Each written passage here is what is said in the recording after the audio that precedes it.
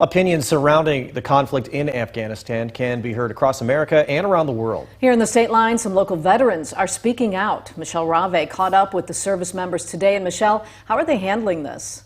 I spoke with a local veteran who explains his frustration with everything going on in Afghanistan, telling me he and his fellow comrades feel defeated and that their sacrifices were worth nothing. It does feel like a slap in the face. Larry Eisler is a veteran. He was deployed to Afghanistan in 2008 and served until 2009. He says he feels frustrated by the news the Taliban has gained control over the country. Many people are upset that a lot of us made sacrifices. We lost dozens and dozens of people now for nothing. Eisler says he feels bad for the Afghani people, especially those who helped U.S. and coalition troops. Like all units, work extensively with a handful of interpreters.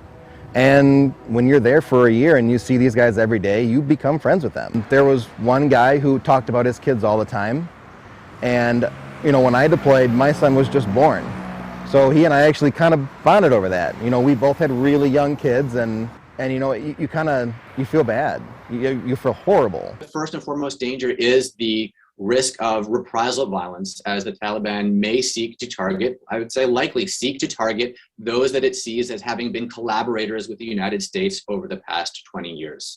Thurber is an assistant political science professor at Northern Illinois University. He believes the U.S. should stay to help. We have a pretty strong moral obligation to repay the favor that these many Afghans paid to us over the past several decades of putting their lives at risk, working for us as interpreters in many different capacities. They had our backs. It's time for us to have their backs. Eisler says he's hoping for the best. When you go to war and stuff, and you like to have as many options as you can in case plan A fails, you have plan B.